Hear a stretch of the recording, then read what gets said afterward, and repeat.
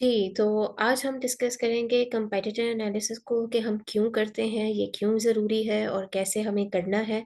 अच्छा, competitive analysis इसलिए ज़रूरी है ताकि हम जो फ़ोकस करते हैं हमारी प्रोडक्ट में वो होना चाहिए USP potential, unique selling point potential. क्या ऐसी उस प्रोडक्ट में ख़ामी है जिसको आप इम्प्रूव कर सकते हैं मार्केट में लाने से पहले? या क्या ऐसी कोई एक यूनिक पॉइंट होगा कि बाकी सब को छोड़ के कस्टमर आपकी तरफ आए, आपकी प्रोडक्ट पे फ़ोकस करे, आपकी प्रोडक्ट सेल हो, आपकी प्रोडक्ट को परचेज़ करे, उसको अट्रैक्ट करे। ये सारी चीज़ें हमने देखनी होती हैं अपने कंपेटिटिव एनालिसिस जब हम करते हैं तब हमें आइडिया होता है कि क्या ऐसी ख़ामियाँ हैं जिन पर हमें फ़ोकस करना चाहिए।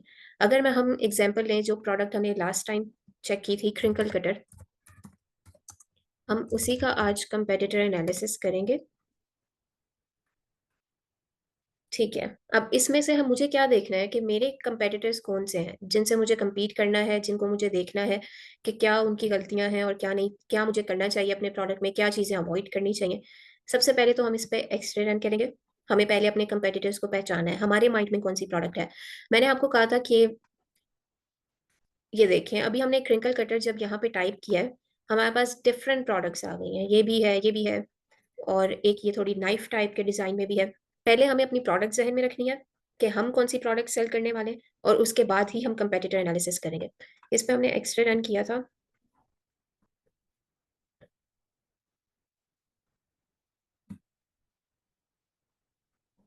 वेट कीजिएगा, हीलियम थोड़ा टाइम ले रहा है।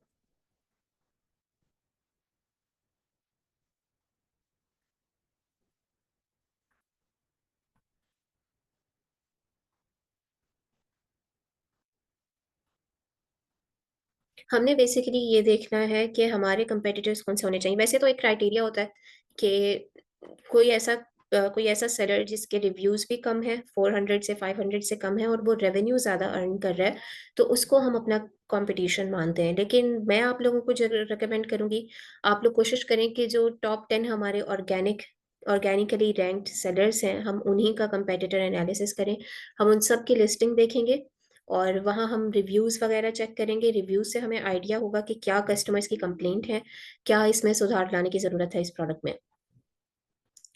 आई डोंट नो मेरा हीलियम क्यों वर्क नहीं कर रहा है।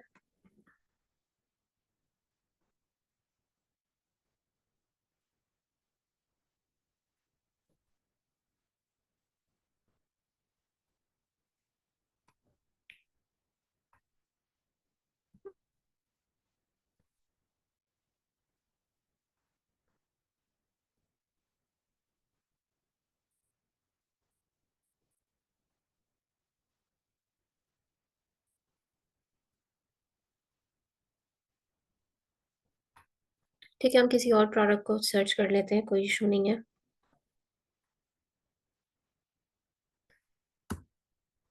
हम देख लेते हैं पोर्टेबल ब्लेंडर।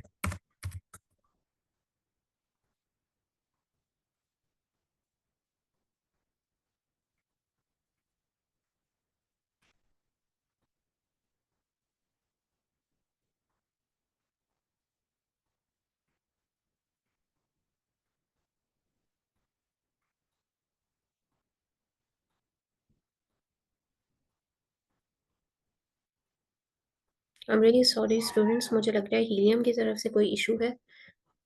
मेरा हीलियम डैशबोर्ड तो बिल्कुल ठीक चल रहा है, लेकिन एक्स-रे में मुझे प्रॉब्लम हो रही है।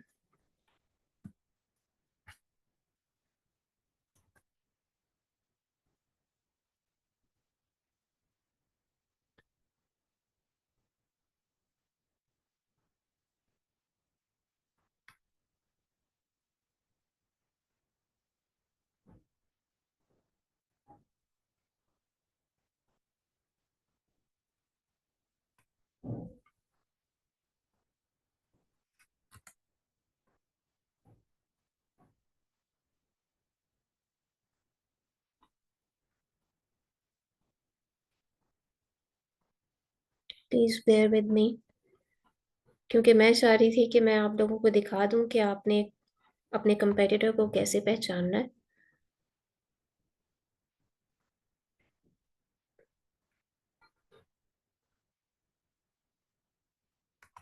ठीक है, कोई एक्स-रे की तरफ से ही इश्यू है।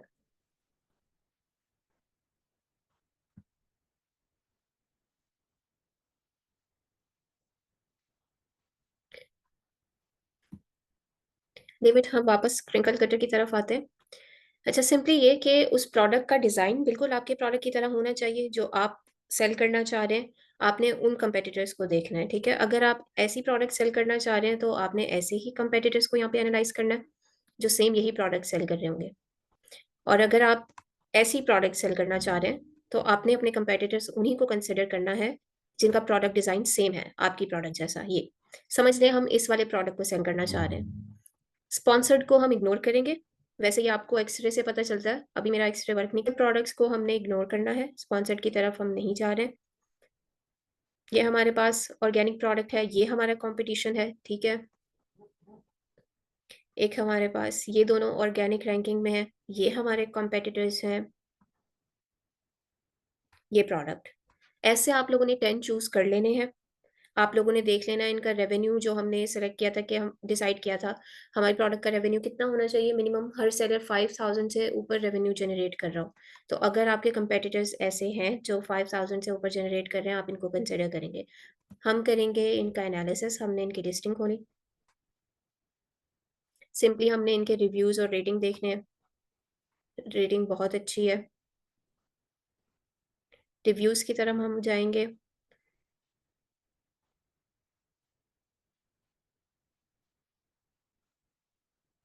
अब तक आपको सब अच्छे मिल रहे हैं।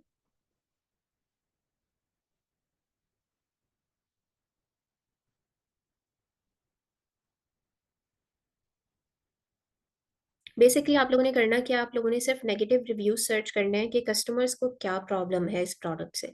कुछ भी हो सकता है। इस प्रोडक्ट का डिज़ाइन नहीं अच्छा होगा या ये सस्टेनेबल नहीं होगा या इसका मटीरियल अच्छा नहीं होगा, कोई भी कंप्लेंट हो सकती है। कोई ये कह सकता है कि इस पे ज़ंग जल्दी लग रहा है। कोई ये कह सकता है कि ये इसकी ब्लेड जल्दी अलग हो जाती है या इसकी ब्लेड शार्प नहीं है, एटसेट्रा कोई भी प्रॉब्लम हो सकती है। तो आपने उस प्रॉब्लम के लिए चेक करना है कि रिव्यूज़ में क्या कह रहे हैं लोग। आपको पता चल गया प्रोडक्ट में क्या मसला है, अब वो चीज़ आपने अपनी प्रोडक्ट में नहीं करनी। आप जब सोर्सिंग की तरफ जाएँगे तो आपने अपने मैन्युफैक्चरर को ये बताना है कि प्रोडक्ट में ऐसी-ऐसी चीज़ें नहीं होनी चाहिए, प्रोडक्ट अच्छी क्वालिटी का होनी चाहिए। स्टेनलेस स्टील है, तो स्टेनलेस स्टील ही होना चाहिए, उसमें आयरन ज़्यादा नहीं होना चाहिए, ब्लेड उसका शार्प होना चाहिए, ठीक है?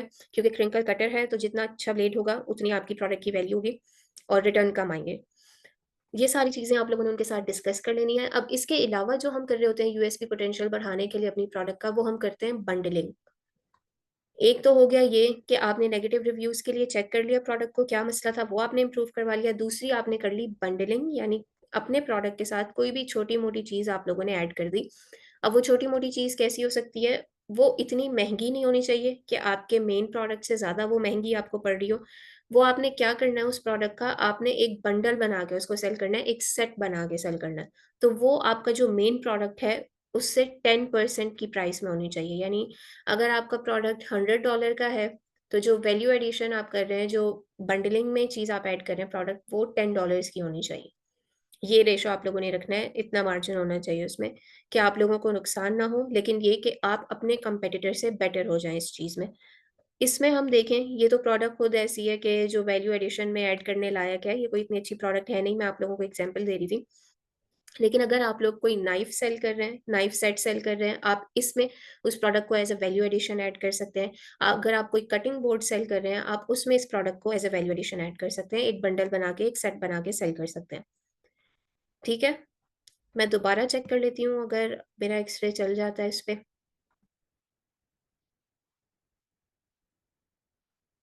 नहीं,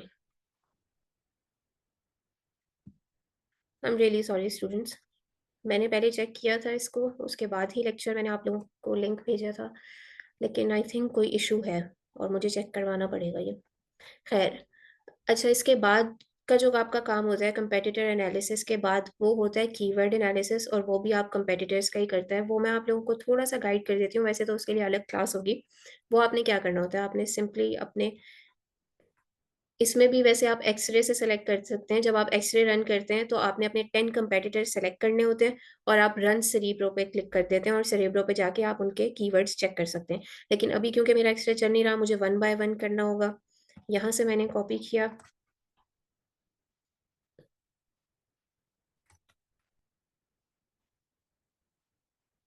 मुझे एक-एक करके चेक करना पड़ेगा। और ये हमारा कंपेटिटर था, यहाँ से मैंने कॉपी किया। अब इस प्रोडक्ट में आप लोग देख रहे होंगे कि जो हैंडल है प्रोडक्ट का, कुछ में प्लास्टिक यूज़ हुई है, कुछ में वुड यूज़ हुई है, तो ये भी आप लोगों ने चेक करना है। ये भी आपको रिव्यूज़ से ही पता चलेगा कि कौन-सा बेटर है। आपने दोनों के रिव्यूज़ चेक करने हैं। अच्छा, अभी हम सिर्फ़ 3 कंपेटिटर्स का मैं आपको दिखा देती हूँ।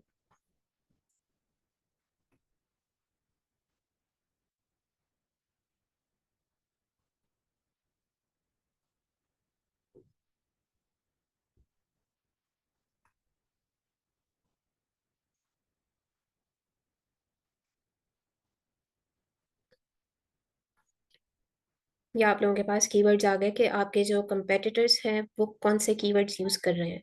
अब इसमें आप डिफरेंट फ़िल्टर्स लगा सकते हैं। अच्छा, एक बात ज़हन में रखिएगा कि हर प्रोडक्ट के लिए कीवर्ड एनालिसिस अलग होता है। हर प्रोडक्ट के कीवर्ड एनालिसिस में आपको डिफरेंट फ़िल्टर्स यूज़ करने होते हैं और हर पीपीसी के लिए आपको डिफरेंट स्ट्रैटेजीज़ बनानी होती हैं। कीवर्ड एनालिसिस सबके लिए सेम नहीं होता, क्योंकि कीवर्ड ही वो चीज़ होते हैं जो आपकी पीपीसी चलाते हैं। ये मैं सिर्फ़ आप लोगों को एग्ज़ाम्पल के लिए बता रही हूँ, जो हमारा कीवर्ड एनालिसिस का लेक्चर होगा, उसमें हम इसको डिटेल में कवर करेंगे। आप लोग यहाँ से चेक कर सकते हैं। ऑर्गेनिक रैंक का आपको लगाना है, रिलेटिव रैंक का कोई भी आपको लगाना है, कीवर्ड सेल्स का एक होता है।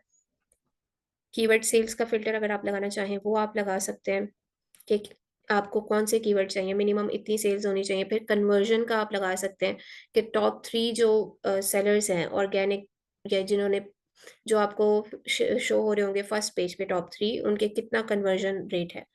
ये हम लोग यूजुअली 50% रखते हैं कि 50% सेल्स टॉप 3 की तरफ जानी चाहिए और बाकी की 50% वो नीचे हों, क्योंकि हम जब रैंक करेंगे अपने प्रोडक्ट को, हम टॉप पेज पे ही टॉप 3 में रैंक करने की ही कोशिश करेंगे। हमारा मकसद क्या होता है कि हमें उस कीवर्ड पे नंबर 1 आना है, हमें अमेज़न्स चॉइस बनना है उस कीवर्ड के लिए। इसलिए हम ये फ़िल्टर यूज़ करते हैं। अब ये मैं वही बात है कि सब प्रोडक्ट्स के लिए सेम नहीं होता, हर टेक्नीक में सेम नहीं होता, वो डिफ़र करती हैं, वेरी करती हैं बहुत सारे फैक्टर्स पे, तो इसको हम कीवर्ड एनालिसिस में चेक करेंगे। आज का हमारा जो था वो कंपेटिटर एनालिसिस के लिए था, लेकिन अनफॉर्च्यूनेटली हीलियम की वज़ह से मैं आपको नहीं ठीक से समझा पा रही हूँ इस चीज़ को। जितना मैंने समझाया, मुझे बताएँ आप लोगों को ये समझ आई है बात? हम कंपेटिटर एनालिसिस क्यों करते हैं? और क्या ज़रूरत है इसकी, कैसे करते हैं? वैल्यू एडिशन क्या होता है?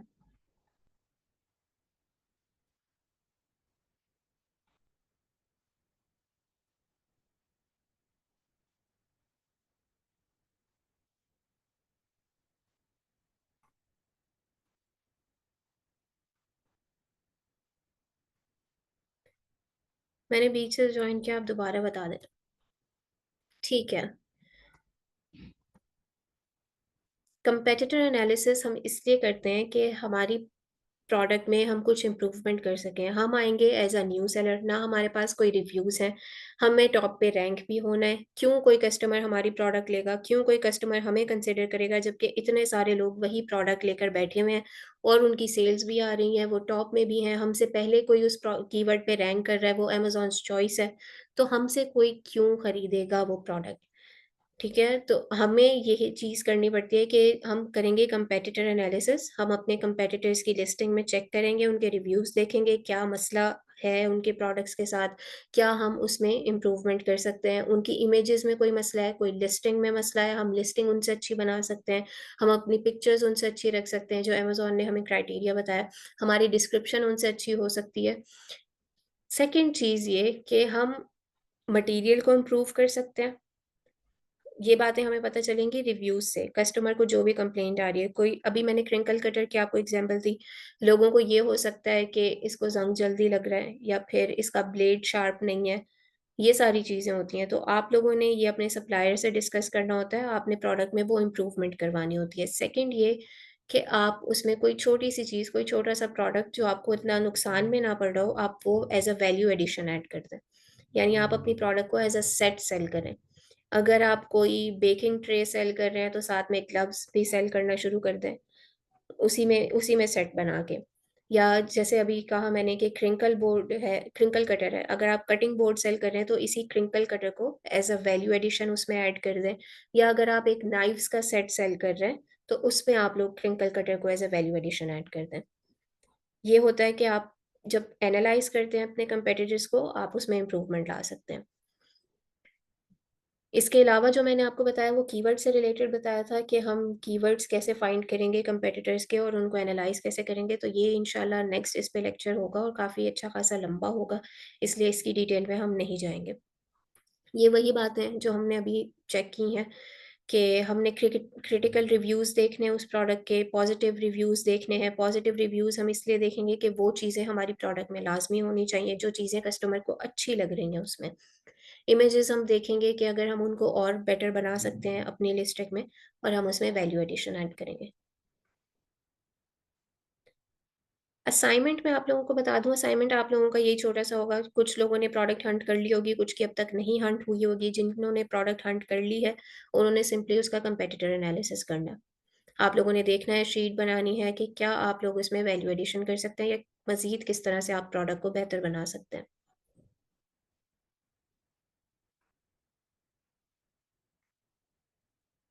Like mouse pad with laptop, mouse pad with mouse हो सकता है या माउस पैड विद कीबोर्ड हो सकता है।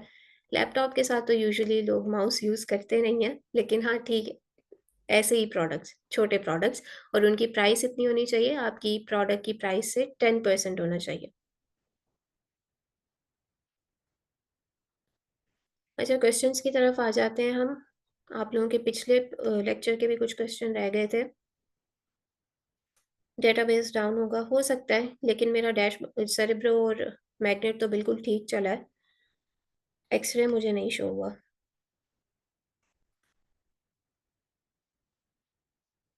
You need to log in the tools, वो मेरे पास लॉगिन है, वो मैंने अभी चेक भी तो किया। If there is no similar design और competitor of our product design, मतलब आप न्यू प्रोडक्ट लॉन्च करना चाह रहे हैं अमेज़न पे। आप कर सकते हैं, लेकिन फिर उसमें पीपीसी आपको बहुत अच्छी चलानी पड़ेगी। अगर आपको लगता है कि आप कम्पीट कर सकेंगे अपने डिज़ाइन के साथ और आपका ज़्यादा बेटर है, तो वो एक तरह से एक्सपेरिमेंट ही होगा।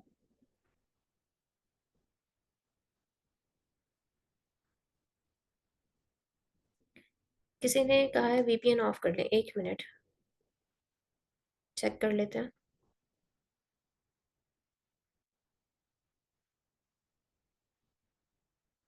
नहीं, मेरे ब्राउज़र पे वीपीएन ऑन नहीं है, ये हीलियम की तरफ से कोई इश्यू है। काइंडली रमज़ान की टाइमिंग चेंज कर दें, 10 पीएम 9:48 पीएम तरावी से फ़ारिग होते हैं। अच्छा, फिर ये बहुत लेट हो जाएगा स्पेशली वुमेन के लिए, जो हाउसवाइफ़ हैं। आप लोग मुझे बताएँ, आप लोगों के लिए 9:30 ज़्यादा मुश्किल हो रहा है, तो फिर हम देखेंगे, चलें इसको 10 कर लेंगे।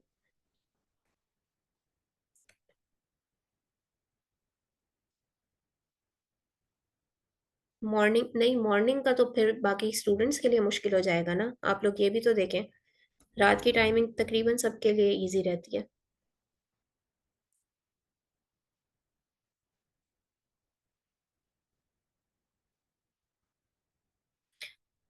But how to fix the price without competitor?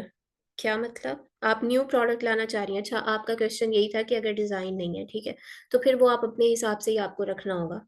आप ये देखें कि आपको कितने में उसमें प्रॉफ़िट आ रहा है। हमारी सोर्सिंग प्राइस कितनी होनी चाहिए? प्रोडक्ट की 1/4 होनी चाहिए। आपको जितना सोर्सिंग के साथ प्रोडक्ट पड़ा होगा, तो आप उस हिसाब से अपनी प्राइस रख सकती हैं। लेकिन वही बात है कि अगर आप न्यू प्रोडक्ट ला रही हैं ना मार्केट में, तो आपको पीपीसी उस पे बहुत अच्छी चलानी पड़ेगी और उसको पहले टेस्ट कीजिएगा।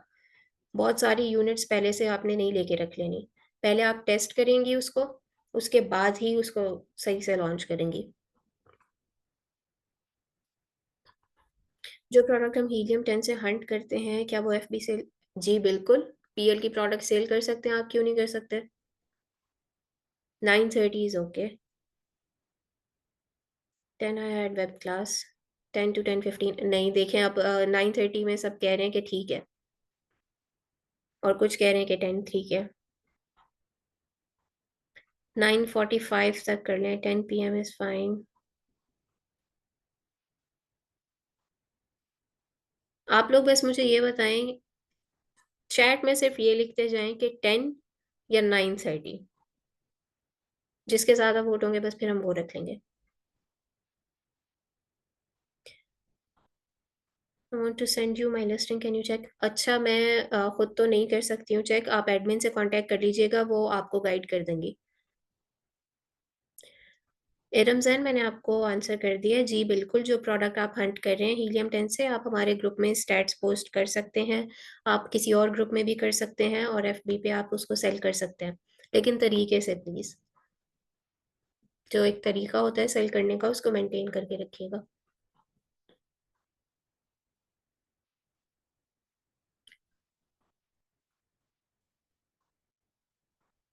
अच्छा,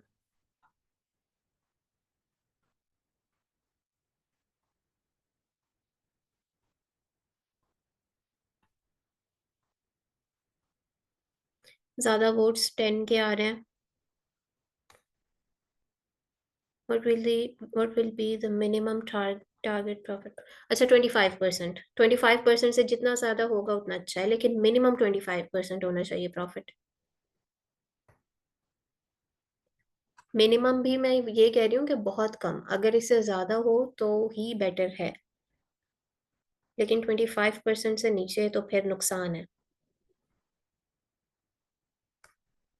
प्राइस कितनी होनी चाहिए अगर हम एफबी पे सेल करते हैं? ये डिपेंड करता है। आप पीएल की प्रोडक्ट सेल कर रही हैं, तकरीबन अभी जो चल रही होगी मेरे ख्याल से $150, या इससे कम होगी, ज़्यादा नहीं होगी।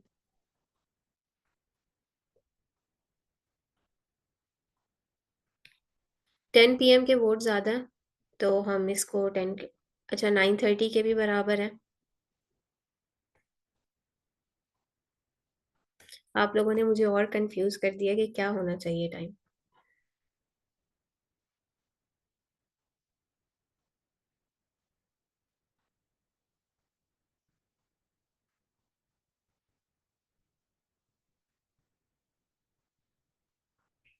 बस ठीक है, हम 10 कर लेते हैं, क्योंकि तरावी का इशू आ रहा है सबके लिए, तो हम 10 रख लेंगे टाइमिंग को। कोई मसला नहीं है, अगर किसी की मिस हो भी जाती है कोई इशू नहीं है, रिकॉर्डेड लेक्चर्स हैं तो आप लोग वो देख सकते हैं। पाकिस्तानी डिटेल्स पर पीएल अकाउंट बना सकते हैं। इंडिविजुअल अकाउंट तो आप बना सकते हैं, लेकिन अगर आपने यूएसए मार्केट में सेल करना है तो थोड़ा सेफ रह के करें तो ही ठीक है। आप लोग प्रोफेशनल अकाउंट बनाएं, और वो एलएलसी पर ही बनता है, तो आप यूएसए की एलएलसी बनवा लें।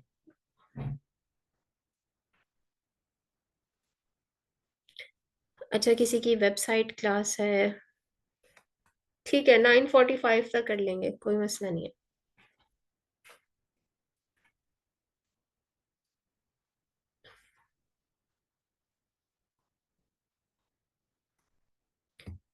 जब हम प्रोडक्ट हंट करते हैं तो साथ भी सोर्सिंग भी करके देनी होती है, क्योंकि अक्सर क्लाइंट कहते हैं कि प्रॉफिट मार्जिन बताएं, तो जी बिल्कुल, सोर्सिंग आपने पहले चेक करनी होती है, उसके बाद ही आप सेल कर सकते हैं। आपको हर चीज़ क्लाइंट को बतानी होती है कि कितना मार्जिन है इस प्रोडक्ट में, और सारी चीज़ें। और अगर आप वीए हैं तो फिर तो आपको थोड़ा सा पीपीसी पे भी ग्रिप होनी चाहिए कि इस पे ऊपर कितना खर्चा आ सकता है।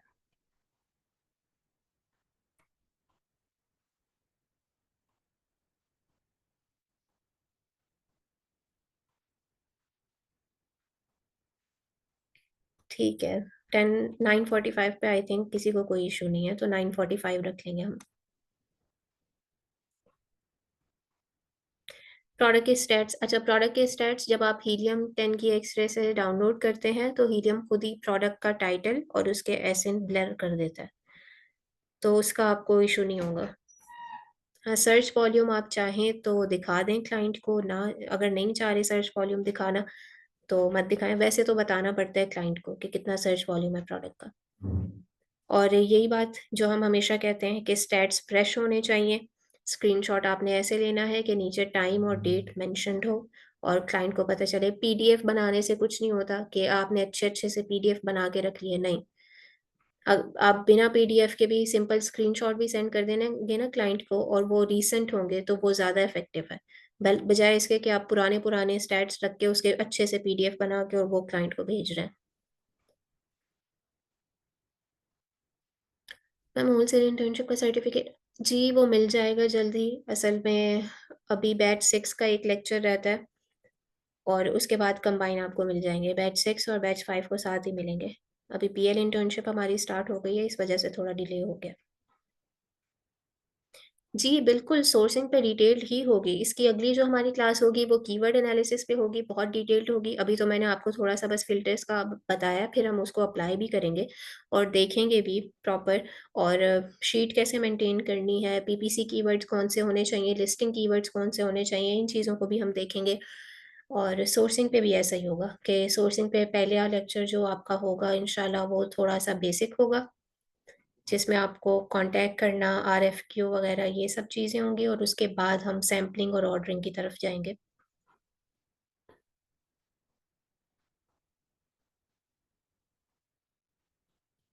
क्लाइंट का खुद का भी तो क्राइटेरिया तो आप उसको समझाएँ। पीएल में अगर आपको ग्रिप है तो आप क्लाइंट को कन्विंस करने की कोशिश करें। अगर उनका खुद का क्राइटेरिया होता भी है, ठीक है, वो अगर एक्सपीरियंस्ड हैं और उनका क्राइटेरिया ठीक लग रहा है आपको फिर तो सही है। लेकिन अगर उनका क्राइटेरिया इतना स्ट्रिक्ट है कि आपको नहीं लगता कि ऐसी प्रोडक्ट आप ढूँढ सकेंगे, आप उनको समझाने की कोशिश करें कि कुछ चीज़ों में थोड़ा फ्लेक्सिबल होना पड़ता है। Which is the best market for USA. किसी भी चीज़ के लिए बेस्ट मार्केट यूएसए है। इतने टैक्स वैक्स नहीं आपको देने पड़ते और अगर आपने सोर्सिंग करनी है, तो डिस्ट्रीब्यूटर्स भी आपको यूएसए से मिल जाते हैं। हाँ, थोड़े महँगे होते हैं, लेकिन मिल जाते हैं। विदाउट एलएलसी यूएसए में पीएल नहीं कर सकते। देखें, इंडिविजुअल अकाउंट पे आप जब सेल करते हैं ना प्रोडक्ट, आपको हर यूनिट पे 0.99 फीस होती है और मेरे ख़्याल से मंथली आप सिर्फ़ 30 यूनिट सेल कर सकते हैं, इससे ज़्यादा नहीं। आपने पीएल करना है, तो आपको प्रोफ़ेशनल अकाउंट बनाना होगा और उसके लिए एलएलसी रिक्वायर्ड है, आप एलएलसी बनवाएँ। पीएल के लिए एलएलसी ज़रूरी है क्योंकि जब आप अपने अकाउंट को दोबारा अपडेट करेंगी और आप ब्रांड रजिस्ट्री की तरफ जाएँगी, जो कि करवाना भी चाहिए, ट्रेडमार्क वगैरह अपना आपने ब्रांड बिल्ड करना है, उसके लिए ज़रूरी है कंपनी डिटेल्स। ये कर लें तो अच्छा है।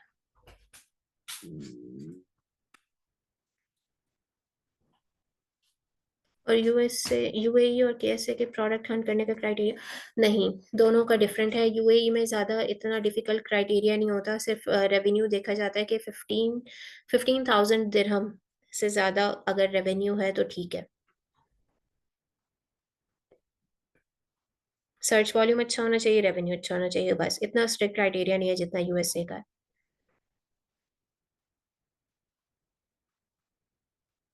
एमपीएल के लिए जो प्रोडक्ट सेल करनी होती है उसकी प्राइस कहाँ से स्टार्ट होनी चाहिए? 15 to 40 dollars. Brand registry for UK. अच्छा, यूके में मेरी इतनी एक्सपर्टीज़ नहीं है, यूएसए के लिए मैं आपको गाइड कर सकती हूँ क्योंकि मैंने पर्सनली यूएसए की मार्केट में काम किया है। तो मैं आपको इतना डिटेल में गाइड नहीं कर सकूँगी ब्रांड रजिस्ट्री यूके के लिए। मैन्युअली हंट करना या टूल भी आप यूज़ कर सकते हैं, लेकिन अगर आपके दिमाग में कोई प्रोडक्ट आइडिया है, तो आप उसको सिंपली अमेज़न पे जाएँ, एक्स-रे पे सर्च करें, अगर वो उस पे पूरा उतर रहा है हमारे प्रोडक्ट क्राइटेरिया पे, तो बहुत अच्छी बात है। आपने अपने माइंड से कोई प्रोडक्ट आइडिया लिया या इधर-उधर से दराज़ पे मैंने आपको बताया, मैंने तेमू का बताया था, तेमू से आप लोग चेक कर सकते हैं, न्यू प्रोडक्ट आइडियाज़ वहाँ से मिल जाते हैं। ज़रूरी नहीं है कि आप ब्लैक बॉक्स से ही सर्च करें और क्राइटेरिया पहले फ़िल्टर आउट करें, फिर आप लोग प्रोडक्ट देखें। इधर-उधर से भी कोई प्रोडक्ट आपको अच्छा लग रहा है और आपको लग रहा है कि इसमें पोटेंशियल है, आप उसको अमेज़न पे सर्च करें, आप उसके देखें एक्स-रे में कि क्या अमेज़न पे इसके रिव्यूज़ वगैरह ठीक हैं, ये क्राइटेरिया पे है, रेवेन्यू अच्छा आ रहा है, तो अच्छी प्रोडक्ट है वो।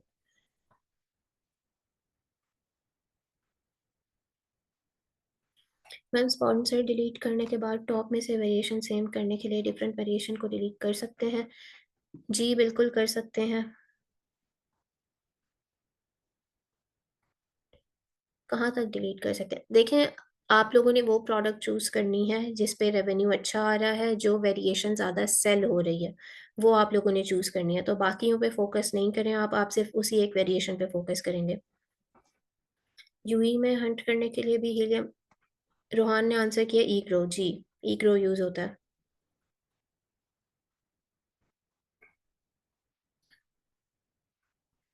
यूएसए में पीपीसी बिड्स हाई होते हैं। इतने भी ज़्यादा हाई नहीं होते, आप चाहें तो आप लो से भी स्टार्ट कर सकते हैं। वो आपकी अपनी स्ट्रैटेजी होती है कि आप कैसे पीपीसी पे बिड करना चाह रहे हैं। आप सजेस्टेड बिड यूज़ करना चाह रहे हैं, आप उनसे हाई लगाना चाह रहे हैं, आप उनसे लो लगाना चाह रहे हैं, वो आप पे डिपेंड करता है। आपका कितना बजट है?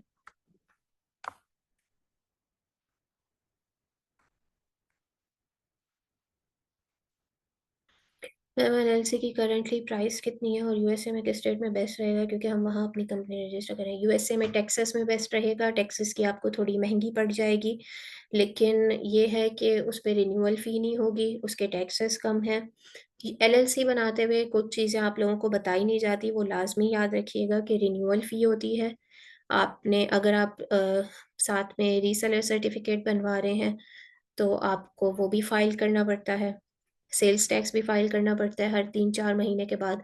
इसके अलावा आपको एनुअली इनकम टैक्स भी फ़ाइल करना पड़ता है, और रिन्यूअल फ़ी आई थिंक मैंने बता दिया है, सेलर परमिट वग़ैरह भी बता दिया, ठीक है। ये सारे खर्चे होते हैं 1 साल बाद, और जब आप बनवाएँगे उस वक़्त तो आपकी बन जाएगी तकरीबन 6 टू $700 में टेक्सास की बनेगी।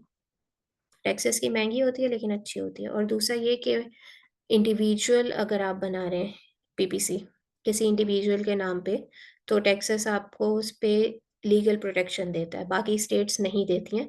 टेक्सास आपको देता है लीगल प्रोटेक्शन, यानी अगर आपकी इंडिविजुअल बंदे के नाम पे एलएलसी थी, कोई आप पे केस कर देता है, कोई आपको सू कर देता है, तो वो आपकी पर्सनल प्रॉपर्टी की तरफ नहीं आ सकता, वो आपके जो बिज़नेस एसेट्स हैं उनको टेक ओवर कर सकता है। तो ये टैक्सेस आपको देता है, जबकि बाकी जो स्टेट्स हैं, वो आपको इंडिविजुअल एलएलसी के लिए ये लीगल प्रोटेक्शन नहीं देती।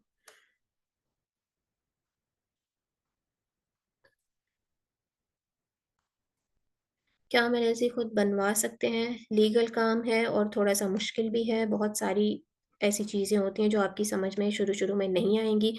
अगर आप न्यू हैं तो नहीं, नहीं बना सकते। आपको किसी प्रोफ़ेशनल की हेल्प लेनी होगी। बहुत सारी चीज़ें रिक्वायर्ड होती हैं, आपको पहले फॉर्म्स वगैरह फिल करने, एप्लीकेशन, और ईआईएन नंबर चाहिए होगा, और सेलर परमिट्स वगैरह होंगे। ये सारी चीज़ें एलएलसी के लिए जब आप अप्लाई करेंगे उसमें भी चाहिए होगा, वर्चुअल एड्रेस चाहिए होगा, न उस एड्रेस को नोटराइज़ करवाना होगा। तो ये सब चीज़ें हैं, बेटर है कि किसी की हेल्प ले लें, जहाँ इतना खर्चा कर रहे हैं तो। अगर खुद कर रहे हैं आप ये काम और कहीं फँस जाते हैं, लीगल मैटर हो जाता है, तो आपके पैसे ज़ाया जाएँगे। लॉयर की ज़रूरत होगी, नहीं लॉयर की इतनी नहीं होती। किसी वेबसाइट वगैरह से भी, किसी सर्विस प्रोवाइडर से भी आप करवा सकते हैं। मैम पेटेंट फ़ी कितनी होती है? पेटेंट फ़ी आई थिंक हमने डिस्कस की थी, 1 मिनट। तकरीबन पेटेंट डिपेंड करता है, अगर आप एनुअली करवा रहे हैं तो आई थिंक वो $2500 का होता है। यूएस P2O से करवाते हैं अगर आप, लेकिन फिर भी मैं एक बार चेक कर लेती हूँ। जी, पेटेंट थोड़ा महँगा होता है अगर आप पेटेंट रजिस्टर करवाएँ। अच्छा, पेटेंट की एक बात है, सब पेटेंट रजिस्टर नहीं करवाते। पेटेंट आप लोगों को बताया गया था, एक यूटिलिटी पेटेंट होता है, एक डिज़ाइन पेटेंट होता है। अगर तो आप कुछ नई चीज़ इंट्रोड्यूस करवा रहे हैं मार्केट में, तो आप पेटेंट रजिस्टर करवाएँ, वरना नहीं करवाते पेटेंट रजिस्टर। पेटेंट की अगर मैं एग्ज़ाम्पल दूँ, तो अ, आईफ़ोन का राउंड होम बटन है, ठीक है? उन्होंने वो पेटेंट करवाया। अब कोई और फ़ोन उसको यूज़ नहीं कर सकता। सैमसंग ने आई थिंक रेक्टेंगुलर इंट्रोड्यूस करवाया था, तो ये होता है पेटेंट। अगर आप कोई न्यू चीज़ इंट्रोड्यूस करवा रहे हैं, उसको करवाएँ, अगर वो चीज़ पहले से मार्केट में है, तो पेटेंट रजिस्टर करवाने की ज़रूरत नहीं है, इतना खर्चा करवाने की। कोई क्यों सू करेगा एलएलसी हमारी? कुछ भी वजह हो सकती है, आप कोई फ्रॉड-व्रॉड कर सकते हैं। मैं एग्ज़ाम्पल दे रही हूँ कि अगर कोई मसला हो जाता है बिज़नेस को लेकर तो। और बाकी ये कि टैक्सेस की फिर रिन्यूअल फ़ी भी नहीं है, तो आप लोगों को आसानी रहेगी।